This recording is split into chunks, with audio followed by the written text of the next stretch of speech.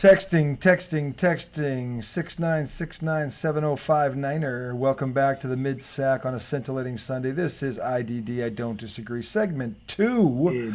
ID. We didn't even properly introduce ourselves. We were so flustered about what was going on with the baseball thing. Do we have to introduce ourselves? We should, because you think so? We never have a first-time audience. You don't know who you are. Not everybody knows the redoubtable Tom Izzo. I know that's hard for you to comprehend. I know. No, I know. I'm just saying, it probably has our name on it. It might, but I don't know. So that is the redoubtable Tom Izzo. I am RJ, the highly questionable Migliaccio. This is segment 2. NFL football preseason officially ended today. We had 2 interesting games going on for the standpoint of, 1, you had a quarterback battle going on, and 2, you had a guy, and this is where you're never going to hear me probably say this again. You had a guy for the New York Jets who I was actually rooting for today, and the son of a bitch delivered. God bless him. So we'll get into that as well. Mike White? No, better than Mike White. It was the receiver that I was talking about who was demanding a trade, Mims, who probably had 4 touches the entire preseason. Or they were just playing him with the 3rd and 4th stringers. Why were they doing that? I don't know. Is he a good receiver? Well, he looked pretty damn good today. He was targeted 8 times today. This is the kind of shit Larry Bird used to do. That's why I love this. Okay, this dude is demanding a trade because he doesn't feel like the team wants him there. Because he's busting his butt. He drove into the playoffs. His agent's going, look, he came back. He did this. He did that in the weight room. He did this on the track. He did this into the playbook. All he wants to do is commit to the Jets, and he's showing his desire to compete and improve, and they're just not even giving him the time of day. So if you're not, and his contract, I guess, is coming up anyway. So if you're not going to, then just trade him now. Trade him out, because you obviously don't appreciate him. You don't want him here. So the Jets are like, all right, you son, all right, we'll put you out there. Let's see what you got. Put you out there. Oh, baby. He was targeted 8 times, 7 catches, 102 yards, and the game-tying touchdown. That's awesome. That's what we call answering the bell, boys and girls. Okay? So, and I love shit like that as the next jock. So because it's one thing to say it. It's another thing to go out there and back it up. When an athlete does that, you got to admire him. Actually, all he was asking was, look, I want to be here, but if you don't want me here, then just, I'm making a commitment to you, and you're like, you won't even play me. He wasn't even talking about money. What's his situation? Is he young? Is he old? He's in his 3rd or 4th year. He's young. He's a big dude, big target, 6'3", good hands, fit. I mean, did they draft him? Yeah, they did. And but this new regime that came in, he feels like, because of the lack of reps he's getting, that he's not part of their plans. And why wouldn't he feel that way? Because that's usually the case. Yeah. So he's like, look, I want to be here, but if you don't want me here, then trade me now and let's just get this over with. Because right now you're hurting my chances to play somewhere else. If you don't want me, that's fine, but move me. Or play me and give me a chance. So like, all right, we'll give you a chance. Damn. Damn. Now he's part of the plans. He should be, because I hope they drop him, because if they drop him, I want the Patriots to pick him up. I mean, because that kid can play. So did Flacco impress? No. No. That was a swift answer. No, he did what Flacco does, or what he has done since he got that big contract in Baltimore when he won that 1 Super Bowl, which really wasn't him anyway, it was the defense. But he got a big fat contract because. So you've never been high on Joey? He's an average quarterback. Average Joe. Average Joe. He's not G.I. Joe. I don't dislike him. I don't like him. He's an average Joe who got a very, very, very, very, very above average contract for winning a Super Bowl that he really didn't win. Okay, his defense won it, but he was just the guy who didn't crash the car. Okay, so he never got near it again. So that proves he wasn't the guy. Okay, he never got near it again. Okay, he became a journeyman. Now here he is in New York, and he comes in, and he's only there because the guy they drafted is hurt. He wouldn't be playing right now either. He'd be holding a clipboard. So he gets his last opportunity. He comes out today against the Giants, who are not a top 5 defense, ladies and gentlemen, and he looks like hot garbage. He looked like hot garbage? He didn't look good to me. He looked like Joe. He looked like he's always looked. I'm like, what is the appeal of this guy? Oh, that's right. He shouldn't even be in there. He's only in there because the starter is hurt. So that's why he was in there. So I think the Jets really had a choice. But then when the Jets went to the guy behind him. Yeah, why don't they have. Oh, did things get interesting? But Mike White already proved last year that he could play. I think he should. Honestly, he should be the number 2, and Flacco should be the number 3, if you ask me. But because Mike White today, man, and it's not the first time he's done that. So he won a few games last year as a starter. So I mean, look. But this kid Mims, so it was 2 guys that were doing their thing today for the Jets. If you're a Giants fan, nobody got hurt. They were happy with what they saw out of Danny Dimes. Saquon Barkley, they want him 100%. They didn't want him at 95%. They didn't want him at 97%. They want him at 100%. And given his track record, I can't blame him for that one either. Okay, the season starts in 14 days. Get everybody at the starting gate 100%, and let's see what you got. So I have no problem with them even doing that. Giants defense forced some turnovers. They did force turnover with Flacco. The first drive wasn't Flacco's fault. Actually, the first drive Flacco looked pretty good. Somebody fumbled the ball. Yeah, right? after a payout. He was actually, I think he was doing very well until that fumble. Yeah. After that, though. Well, because then didn't he throw a pick six? Yeah, he did. And he got so the Giants D had a drop. Forced the fumble and recovered it on that first drive. The Giants' front line D didn't look bad. Okay, I don't know how long they played, but if they were just into the first quarter, they looked pretty solid to me. Okay, and here's the thing, and I'm saying that because the New York Jets have weapons now. It's true. They actually have weapons now. I know because one of them was a Patriot. Okay, and he caught a touchdown today for the Jets. Braxton Berrios, who Belichick never should, another fucking Belichick blunder. We'll get into him in a minute. And who was the receiver that emerged last year for the Jets? I had him in fantasy. I can't remember his name. He ended up having a pretty decent year. He did. I know who you're talking about. I don't remember his name though. I think God, he's still I just there. Saw a hit that Tyrod Taylor took in this game. Yeah, he's okay. He just got the wind knocked out of him. He was lucky. But who was the name of that kid? Hold on, the Jets. It sucks that these guys have to play preseason because this game is brutal. If you're already on the roster, then you shouldn't be in that. Well, the guys that are locked weren't playing. Here's the pick six. Oh man, Flacco, that was bad. That was bad, wasn't it? Yeah. So I mean, this guy's got some feet on him. Who picked that? I don't know. But the other kid, Strevler, the other Jets quarterback, looked better than Flacco. Strevler. He was 10 of 13, 96 yards, and he threw 2 touchdowns also. Oh my God, that is one of the worst passes I've ever seen. Is that terrible? I know, it's ridiculous. They had the camera on the drone or on the wire? It was the kid they drafted, the Jets. Who was he? He was a slick receiver out of some big-time college. Yeah, last year he was a rookie. Yeah, he was a rookie. What was his name? I don't know. God. How are you talking about? He was good for me on fantasy Yeah, I know. year. He came around second half of the season. He started to pick it up, but he was a rookie, I believe. Him and Mike White did some things. Yeah. So, anyway, I mean, so that would turn into a heck of a game. The Jets won it like with 12 seconds to go. White hits the kid in the corner for a fade route touchdown to win the game. And then the Pittsburgh Steelers played Detroit, and the only reason that game matters is because there's actually a quarterback battle in Pittsburgh. Talk about a boring game. Yeah, it was boring, but these quarterbacks, I'm looking at Trubisky and I'm looking at this kid, Pickett, and I'm trying to see, who's who. And again, Mike Tomlin, has got an interesting decision here, because I think either way he goes here, he's not going to be wrong, because they both played well. They really have. To me, they've both played well. But if you were making the decision, which quarterback would you choose in Chicago, based on what you've seen? You mean in Pittsburgh? Yes, I'm sorry. I would go with the kid they drafted. Pickett. Yeah. I'll tell you why. Because he's not a typical rookie. He's 24 years old. He's not 22. So he had an extra year of college, 2 years actually of college. Right. He redshirted a year and then COVID happened. So, and he didn't play because of that. So he actually got 2 additional years of college. This kid didn't come in as a rookie. Okay? And by the way, he hasn't looked like one. Yeah. Not from one snap. So, to me, I know what pros are saying, and I get why they're saying Trubisky, because it's easier to go from him to the rookie than the rookie back to him, because you can ruin the rookie's confidence. And that's probably what will happen. You think they'll start with Trubisky? Yeah, because it is easier to go from the veteran to the rookie rather than the rookie to the veteran, because you don't want to destroy the and then confidence. back to the rookie. Yeah, it's harder to do that with rookie. Yeah, it's harder. I mean, so at least that's what they say. So people that know more about this than me, who have been on those sidelines as players, are saying that. So I'm going to defer to them on that. Yeah, like it can't hurt the kid to have him sit for 4 weeks or games, 5 weeks and see where they are. Right. And there's nothing wrong with that. And but if you think he's ready, though? Well, that's the thing. Well, here's the problem. I mean, let him do it. I don't know the caliber of competition, how good it was that he was playing against. That's the one thing I don't know. What I do know is that whoever they put out there against him, he lit them up. Right. So, I mean, he's definitely better than what he was playing against. I know that. So, Trubisky looked good, too. So, he didn't do anything to lose the job. He didn't? No, he didn't. He looked solid today, too. They were kicking field goals for like a year, it felt like. That wasn't his fault. Did they score touchdowns eventually? He threw a touchdown. He threw one, and actually, he threw the only one. He threw it at the end of the first half. Trubisky By the way, did. Trubisky, listen to this. Trubisky was 15 of 19 for 160 yards on a touchdown pass. But Danny Jones was 14 for 16 the other day. I know, but I'm saying that's great. Why are these numbers like that?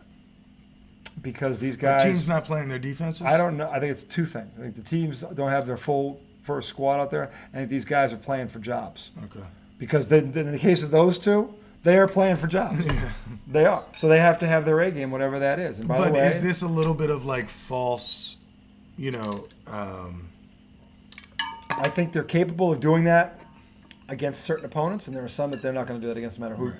Because the I guess defense that's what I'm is too asking good. is, come week one, does that go away? Because now it's not a bunch of. I don't think it goes away. I think talents. depending on when it happened, if that was the last game the guy played, which in the case of the Giants, if that's why they did it, that was pretty smart. Mm-hmm. That carries over mentally because he's confident.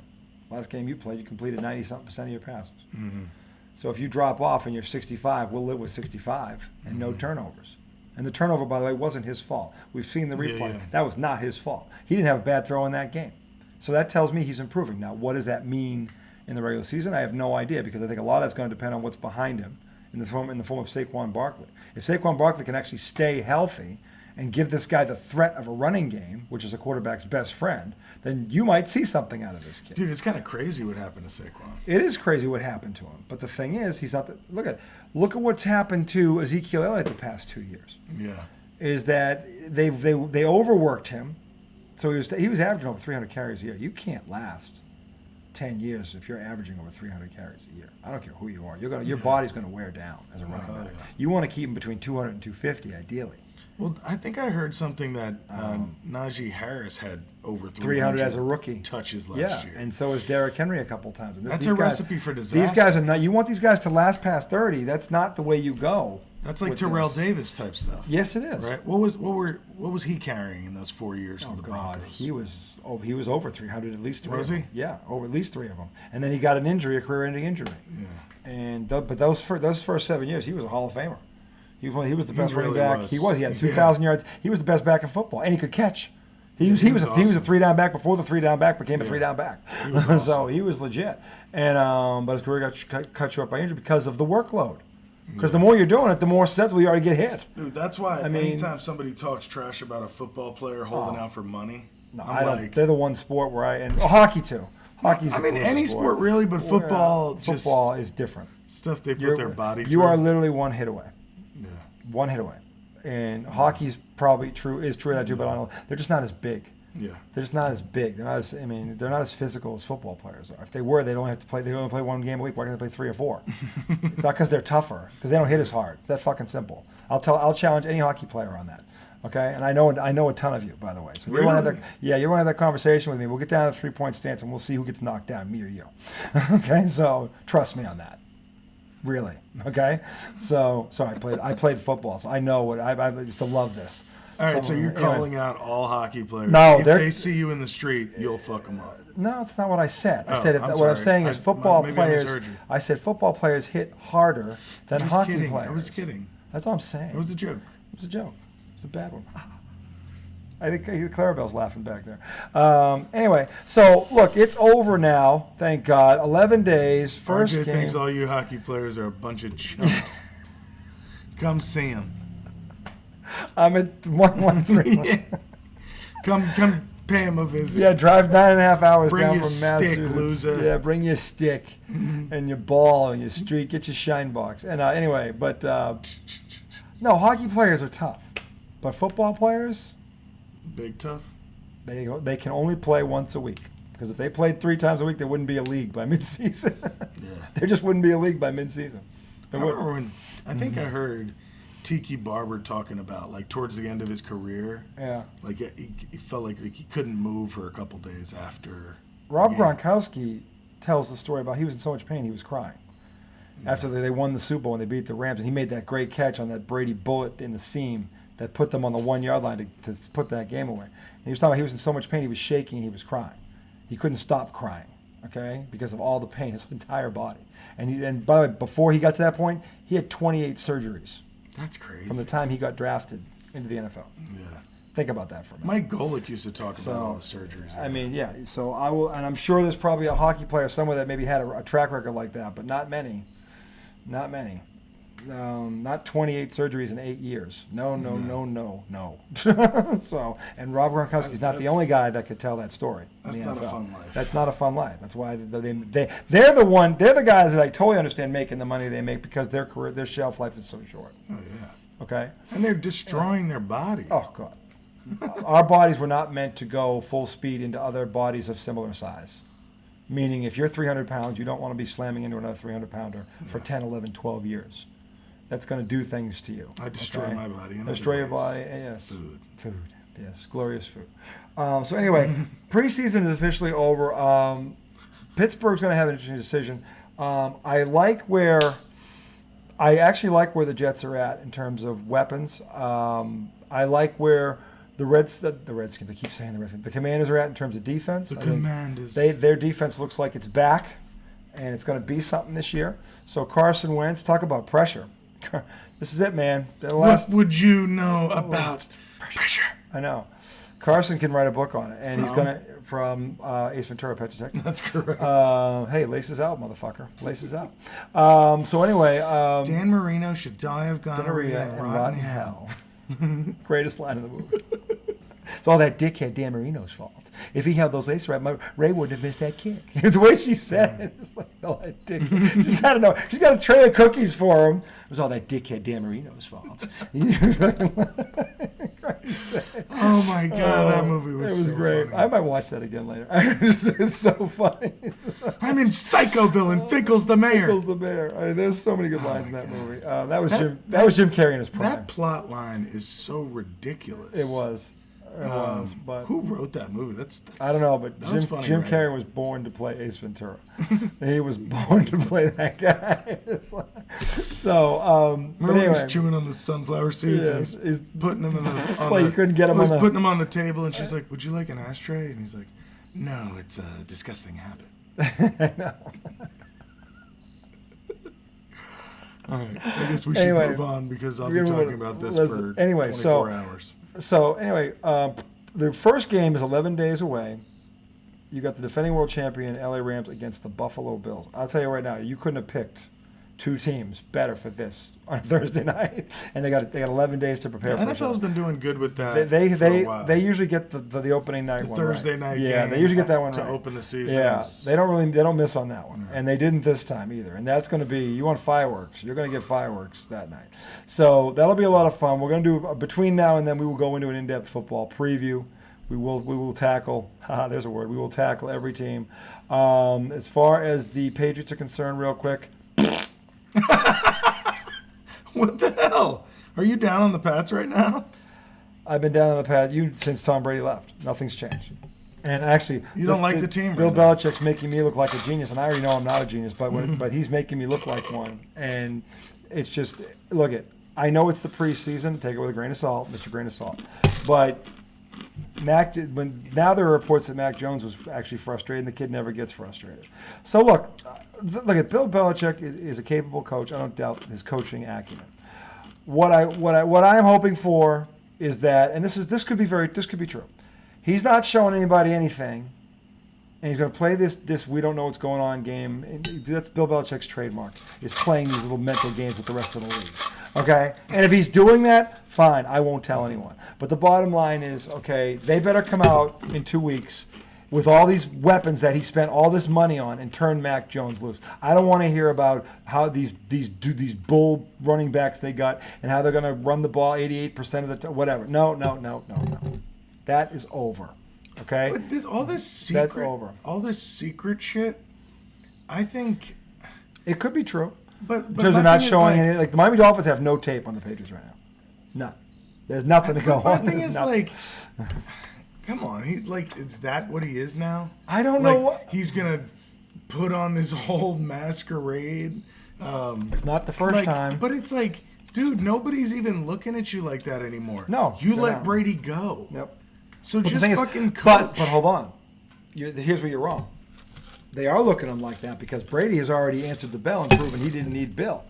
Exactly. The eyes are now on Bill to prove he didn't need Brady, and they are on him because of his record without Brady. I keep saying this to anyone with an ear. No. So I get that, but my thing is like, other teams who are playing them don't fear them. Are not looking at them like that anymore. So now he's trying to go into this weird, like, we don't have a offensive coordinator, we don't have a play call. Like, dude, he's trying to act like he's trying to act like coach. he's one step ahead of everybody else. I'm like, why you think anybody gives a frog's fat ass who your offensive coordinator is? That's what I'm saying. No. At the end of the day, they're gonna judge you on your record, Bill. Period. End of the story. And by the way, without Tom Brady, it is currently 70-79 with one playoff win. Oh, by the way, your last playoff coaching performance, you got bum blasted 47-17, and the team scored 7 straight touchdowns to open the game on you. Because right now, Bill, that's your legacy. And let's think about it like this. Let's say you were a coach or a player on that team, right? So either Belichick has let them in on the secrets. I hope so. Okay, and told them, hey, we're not going to tell anybody. This is how it's going to go. Then we're going to reveal it, blah, blah, blah. I don't think he hasn't told them anything, so they all just think, well, what the fuck is what is my role here? Well, Mac Jones was visibly frustrated after the game, said all the right things, said, I need to play better. He didn't play bad. He was 9 of 13. But the one pick he threw was bad. That was really the worst pick I've seen him throw, actually. He hasn't been that long, but I mean, in his short lifespan as a Patriot, this was the worst one. Against the Raiders? Yeah, he rolled out to the right, broke because the protection broke. He rolled out, so he bought some time, and then he was going back across his reads, and he saw, I think it was Jacoby Myers who broke off his route coming back. What he didn't see, and it wasn't all entirely his fault because there was a lineman in front of him blocking. Behind the lineman, and it was a linebacker and he couldn't see them. And when he throws the ball, you see this guy pop out from behind the tackle from the end zone. So he didn't see him when he threw it. Mm-hmm. So it wasn't terrible because if he's behind 300-something pound guys that are 6'5", you are not going to see that guy probably. Yeah. And the linebacker knew it. You said it was his worst pick. It was because it landed right in his hands. But the guy, when I look at it, he never saw the guy. So like I'm saying, it was his worst one, but it wasn't terrible. Because when they show the end zone camera of this, you know why he threw it, because you couldn't see the guy either. Mm-hmm. So and then all of a sudden, as soon as the ball he pops out from behind him like it was almost like it was meant to like a little game. Pop, here I am, and Jones probably threw it and went, oh, where did you? Whoa!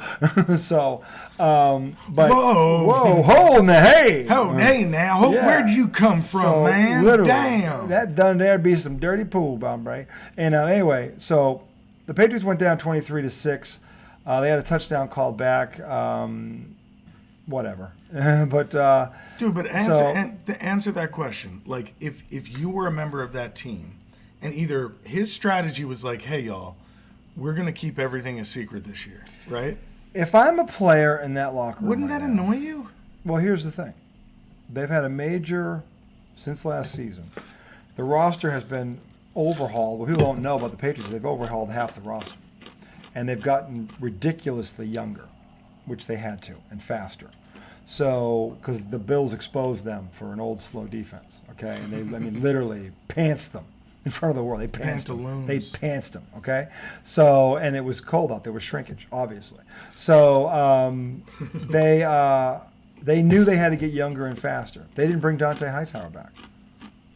He's won 3 Super Bowls there. He was the quarterback of that defense for the last 3 Super Bowls. He's from an Alabama product.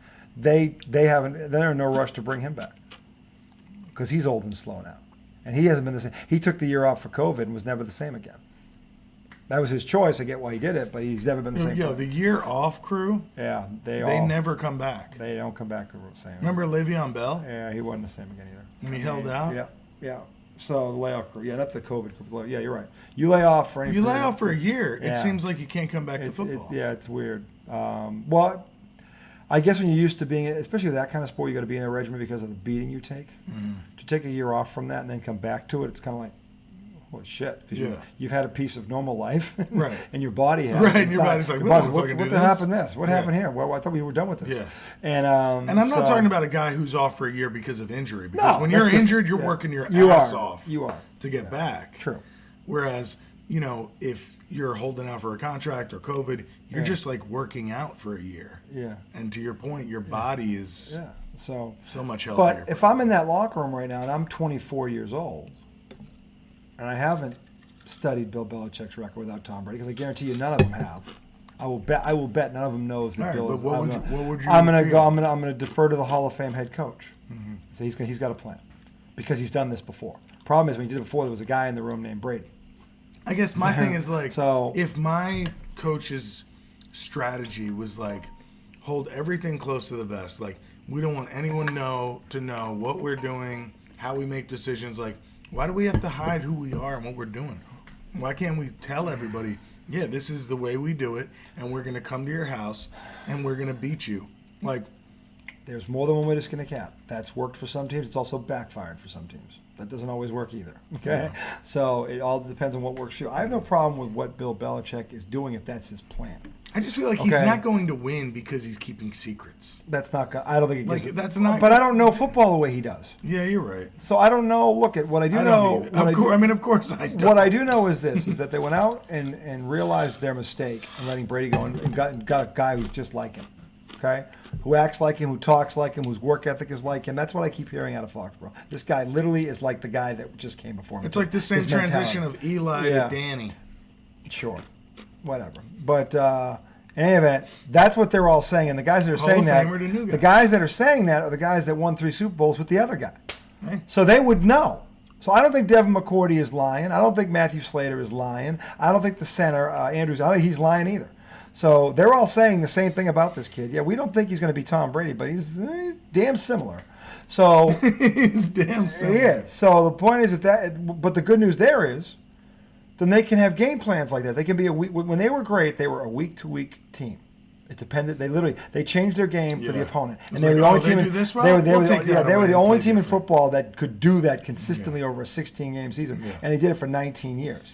So, which is why that run. They went to 9 Super Bowls, and won 6, and could have won the other 3 just as easily. I mean, they were literally. Yeah. So you can't. Okay, but the thing is, the linchpin of that was the quarterback. Okay, which gave Thomas Brady. Yes. So anyway, whatever his middle name is. But the point is, I don't know his middle name. Yeah, I don't know. We know McCorkle. It would have been nice to slide it in there. We know Mac McCorkle. Or was it Mac McCorkle? No, something McCorkle. Something Jones. McCorkle Jones. So anyway, Michael? Maybe. Michael McCorkle. That sounds right. That makes sense. Maybe it is. So anyway, but the point is, that's what they're saying about this kid. And if that's true, that means they can be a week-to-week game planning team. And if that's true, then they can win again. Because that's how Belichick won the first time. So that might be the plan. I'm not saying it's not. What I am saying is that they went and spent all this money last year, and they better turn this kid loose in year 2, because they do not have a defense that I have seen that can shut down these elite teams, or even keep them in the game. Yeah. Okay, you're gonna have to fight. You don't think their D can keep them in the game? Nope, not with Buffalo, not with Kansas City, not with Cincinnati, not with the Raiders now. So they got to let the offense. They've got to do what they did when Brady was here in his prime. Let the offense lead. Throw the ball. You've got the Hall of Fame quarterback. If they think Mac Jones is that guy, Bill Belichick said he's a top 5 quarterback in this league right now. Well then, okay, Bill. If you said that, Bill, I'm going to hold you to it. If in 2 weeks he doesn't throw 40+ attempts against the Dolphins, who have a very good defense, it's going to be hot down there. Okay, you went out and spent all this money on all these weapons. You don't turn this kid loose. Why, if he's a top 5 quarterback, Bill, why is he only throwing 15 times? Because that'll be my question when they lose that game on Monday. If they lose that game in Miami, and that's the reason why, that'll be the first thing that you hear from me Sunday night with him. He'll be like, oh, God, here it comes. Is that the first game of the season? Sunday in Miami. Big game.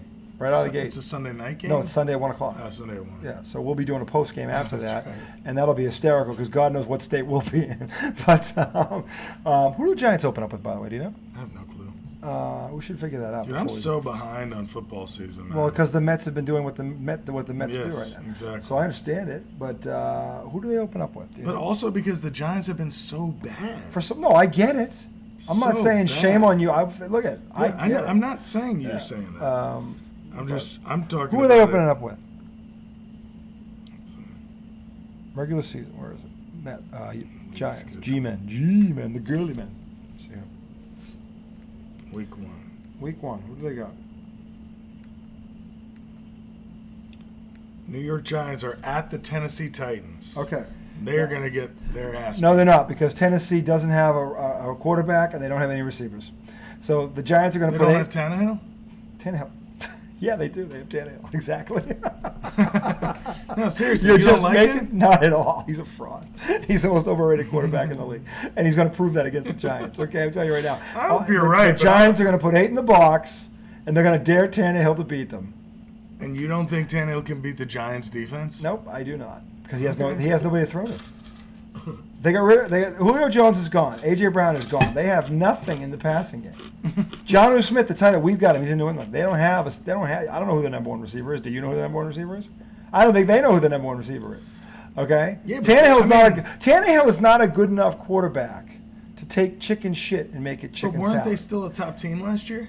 They got bounced in the second round. I know, but Actually, no. They got bounced in the first round. I know, but what's his face was hurt. He played. He came. That was his first game back. Yeah.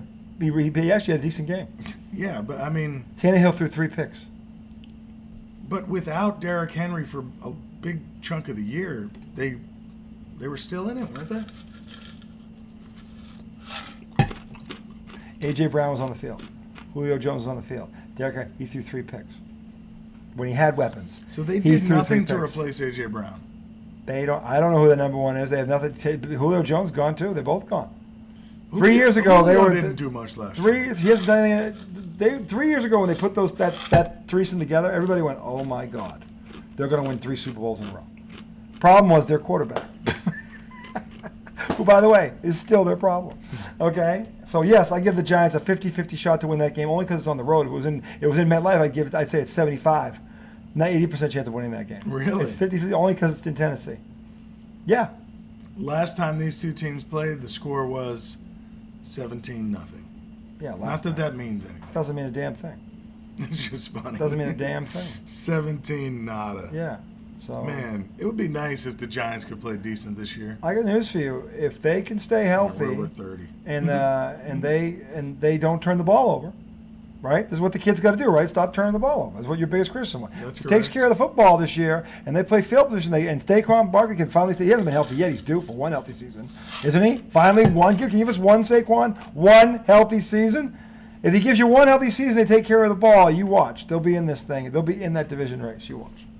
That's all they got to do. Take care of the ball, and he's got to stay healthy. Those are just two things that have not happened. That means you do. I hope you're right. You do. Anyway, we're going to end on that segment tonight. We will see you guys back on Wet My Whistle Wednesday. Thank you for joining us this evening. It'll be more baseball. The Mets are going to be in a Donnie with the Dodgers. We'll be updating you that. right. That should be a lot of fun. And then we'll say, by the way, cut day. Oh, yeah, last thing. Cut day is Tuesday. Now, here's the other thing. 27 players are going to get cut from 32 teams. Each team is going to cut has to cut 27 players by Tuesday, end of Tuesday. So you know what that means? There's going to be a lot of talent on the streets, ladies and gentlemen. So we're gonna sift through the quality guys that didn't quite make that third cut and look at who want to pick up who, or who should pick up who. You're Because going to know who those guys are? I will, because I don't have a team to follow in baseball. Do I, Tom? Do I, John Henry? Anyway, you guys have a great start to your week. Man up Monday, Tim back Tuesday. Get it done. We will see you on Wet My Whistle Wednesday. 72-hour break. Until then, it's been a thin slice of heaven. That is Tom. I am RJ. See you on the other side. Bye.